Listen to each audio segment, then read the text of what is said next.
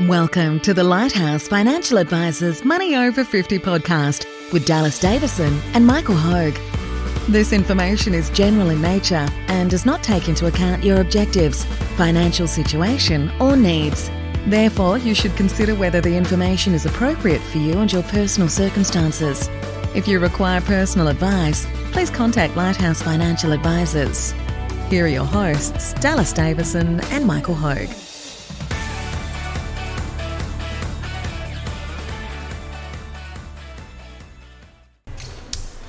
So today it's Dallas here. I'm here with Michael, and we are going to talk about the wrong types of people to have around you financially. So this isn't individuals, this is categories of people or types of people that we tend to see that can cause people to come unstuck if these are the people that our clients are listening to. So Michael, did you want to get started? Thanks, Dallas. Yeah, this is one we've spoken about quite a bit around the coffee table, having a coffee. So the first one that we have is having no one around you financially. Now, that's obviously you don't have anyone to bounce ideas off, to get any sort of feedback, which ironically can be better off than some of the other options that we'll go through, some of the other alternatives. Yeah. I see this as a big one, particularly when it comes to money. It's such an emotional subject for a lot of people.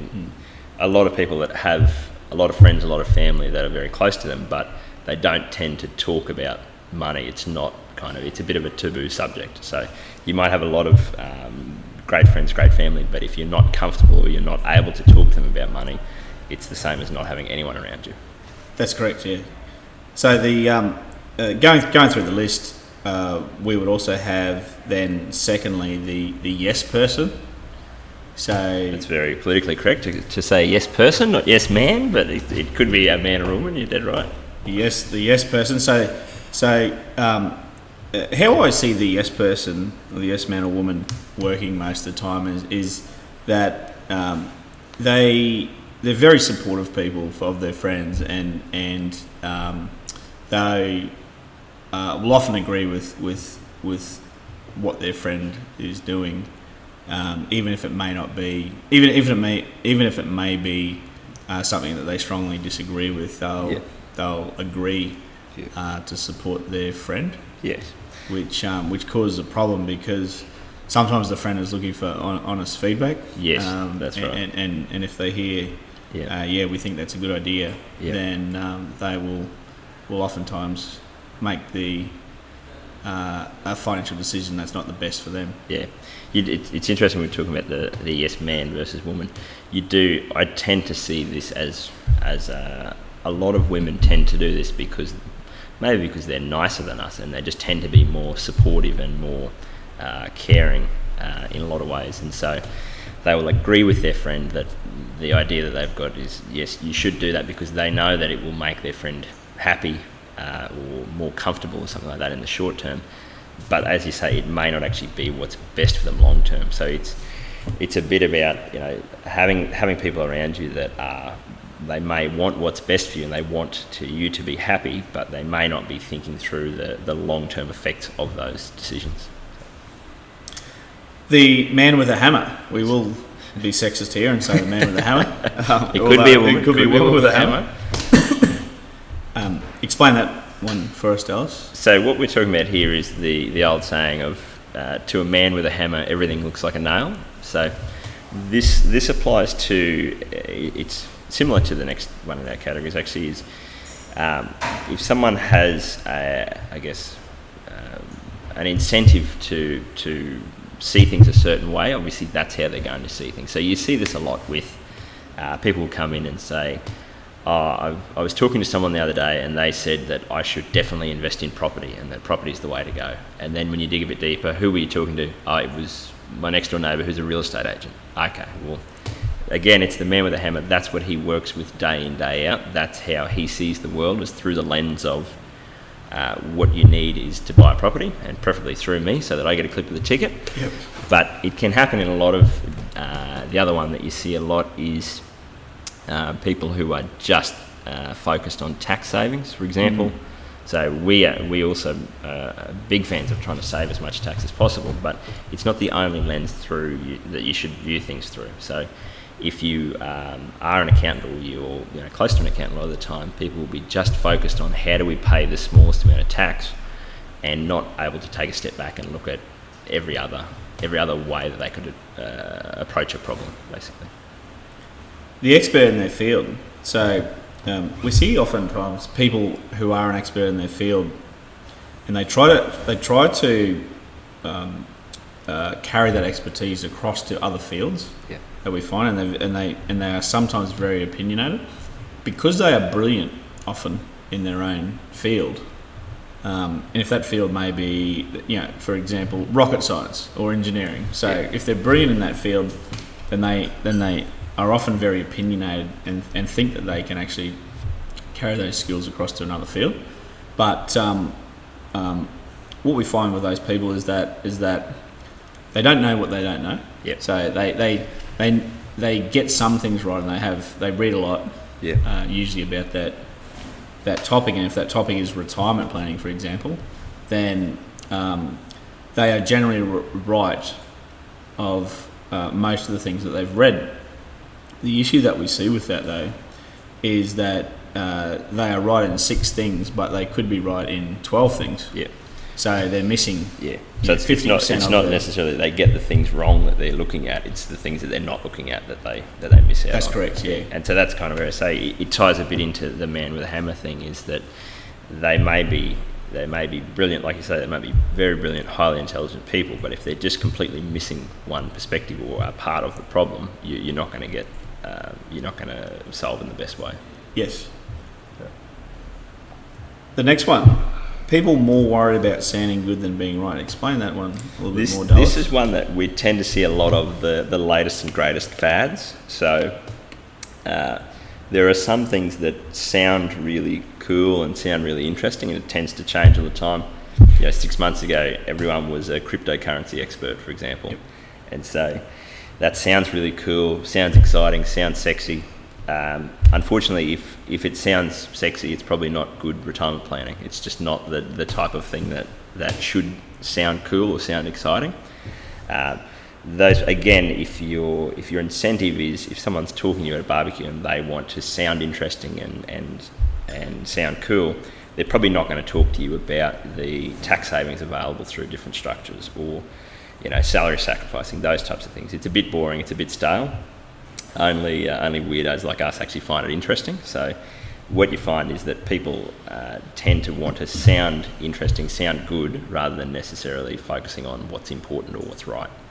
And that ties into the next one as well. The more is better people. So we often see people that more is better. And to use an example of that would be people that accumulate 8 to 10 investment properties or rental properties by buying one and borrowing against that and buying another one and buying another one.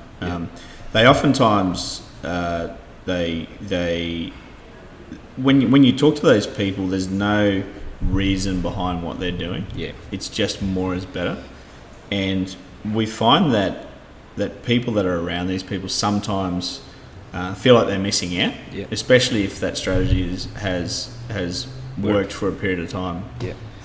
So you see the example where someone who's doing that and borrowing a lot of money, obviously, to do that, if the property markets move up by a few percent, they are often the people that are I guess beating their chest and saying, I've made all this money, and you find people that are around them oftentimes feel like they're missing out. Yeah, there's a big fear of missing out there, and like you're saying, it's interesting because we tend to compare ourselves with people around us without really thinking through the fact that we might be in a completely different situation, and our goals might be completely different to that person. And so that's kind of why when we're looking at retirement planning, you look at goals first, and then a plan to achieve those goals, and then a portfolio, or what do we need to be invested in to fund the plan to achieve the goals.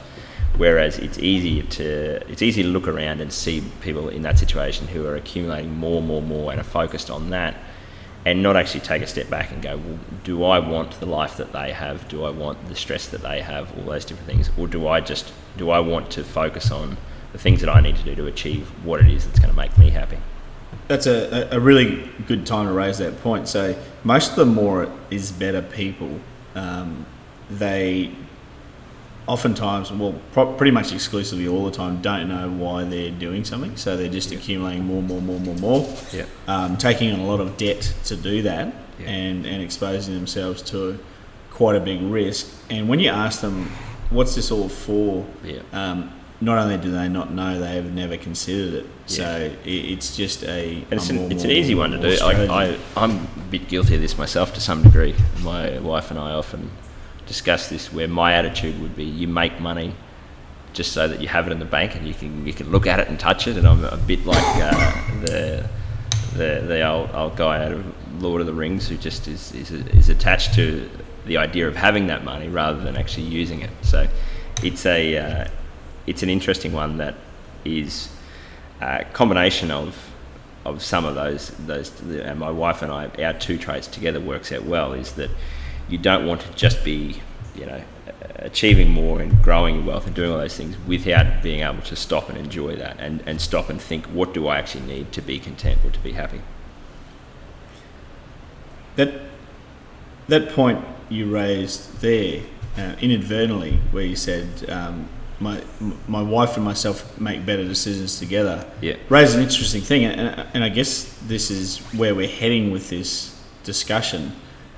Generally speaking, the more people involved in a decision-making process, the better.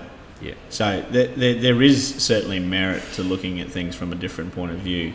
Yeah. We're in this podcast trying to point out some of the traps that people will find in making those financial decisions by having the wrong people around them financially. Yeah, exactly right. People who like to make easy things hard.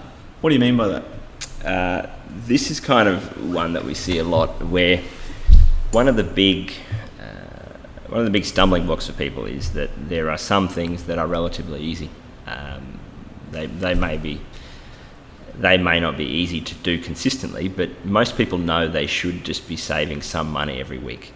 Now, what you find is that people take a simple or easy concept like save some money every week, and they make that too complicated, too hard. Their budgeting system is too involved, and so they make it so hard that they don't end up sticking to any sort of plan at all. So that's kind of one where there are some aspects of your financial life that there are things that are simple and are fairly easy. If you overcomplicate those things, you can actually make it harder than it needs to be and make it less likely that you will be able to stick to that. I know, for example, when I talk to people about a simple savings plan and we work out where they're going from $0 of savings per week, and we come up with $200 per week savings plan, they often try to make that a little bit more complicated by asking, what rate of interest will I be getting in this bank account? And I scoff over it, I gloss over it, and I in some respects scoff at it, because I say to them, it doesn't really matter if we stick this under your mattress at 0% interest.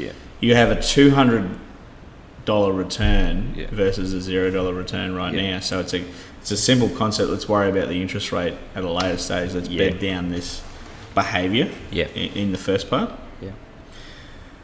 People who like to make hard things easy.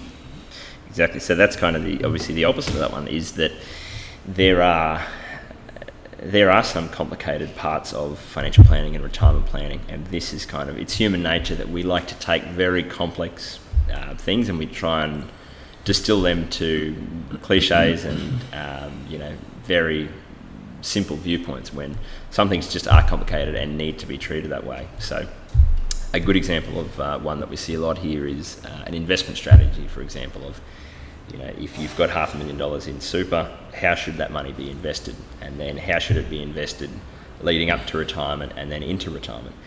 It's a very complicated issue. So there needs to be a fair bit of time spent on working out the best way to make that happen. It's very easy to be glib about that and to, say, I'll just put it in a balanced fund and forget about it.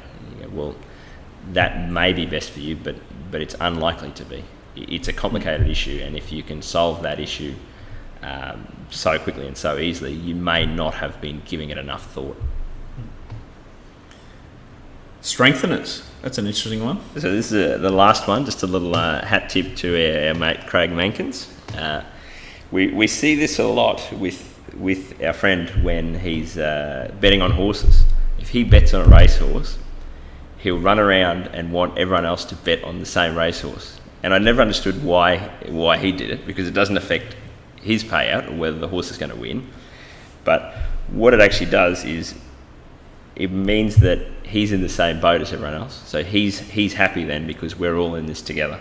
So what we see this in a lot of different aspects. I mean, that's probably not as scary because it might be $20 that you lose on a horse, but you see people who want the people around them to make the same choices as them. And it ties a bit into that more is better people. If people are committing to a plan or a strategy, or they are doing something a certain way, you tend to find that they want everyone else to do things the same as them, because it makes them feel more comfortable about their choices and more comfortable with the choices that they've made about their life. Now, again, that may be useful if your goals are exactly the same as that person, your situation is exactly the same as that person. But what you tend to find is that these types of people, these strengtheners, they want people to do the same things, even if the person they're talking to, even if their goals are completely different, or if they're trying to achieve different things completely. So I'll add another couple as well. So the Joneses. Yep. So there's a saying, keeping up with the Joneses, and we as financial advisors are in a unique position where we actually see the behind the scenes books of all different types of people. Yeah. And what we notice, and you'd probably agree with this, no doubt, that the Joneses often look the part because they've financed their way into that part. It's built on a house of cards, the Joneses lifestyle. And it does add a lot of pressure to people around them. I know I get comments all the time, how do these people afford this and how do these people afford that? And these are just people, that are not clients of ours, of course. I always make a blanket statement where you don't exactly know how much debt they have behind that, of course. And it does add to a lot of, I guess, angst with people around them, because people do feel compelled to keep up with the Joneses. Yeah. And the other one that I see as well is that there are quite a lot of misconceptions spoken in the financial world. An example of that would be you don't want to get a second job because you lose all that in tax. Yep. So you hear that one quite a bit. Yeah. It's just flat out wrong. Yeah. So you are deducted a higher tax rate from the second job. Yeah. However, at the end of the financial year, when your accountant adds up job A's income earned and job B's income earned, what normally happens is that you've paid extra in tax on job B, because it's the way that the PAYG deduction system works in this country, so that you don't owe tax at the end of the year. So you've paid too much tax, and you get that back. You get a lot of that back at the end of the financial year. So we find that we hear a lot of financial misconceptions spoken, and people often take them as gospel. They tend to be. It's one that you see, I guess, especially things that people have heard in their formative years or from someone that they respect. And it sort of ties into the point that we're making here, is that you can have people around you who are really great people who care about you, but they may not be experts in that area, or they may not necessarily understand what it is they're talking about there. And this is a big one that you'll hear people, like you say, make blanket statements that they're obviously just repeating something that they've heard, and they may not necessarily understand what's actually meant from the behind the scenes of that. And so that is a broad category of things. Like I say, everyone's situation is a bit different, and what you tend to see a lot is these sorts of cliches and misconceptions are blanket statements that people repeat or say because it makes us feel comfortable to be able to put everything into simple and easy little categories. But the reality is that for most people, it's not that simple. Good point. So wrapping up, my comments would be that generally speaking, better decision making comes from more people being involved. And it's not that one person's one person's opinion is right or wrong, but you can often take different parts of different people's opinion and blend it all together to come up with a better decision. So there's more diversity in that decision. What the purpose of this podcast is to do is just to highlight some of the different types of biases towards people's opinions, and to assist you in the decision-making process. Well said. Thank you for listening to the Money Over 50 podcast with Lighthouse Financial Advisors. We look forward to catching up again soon.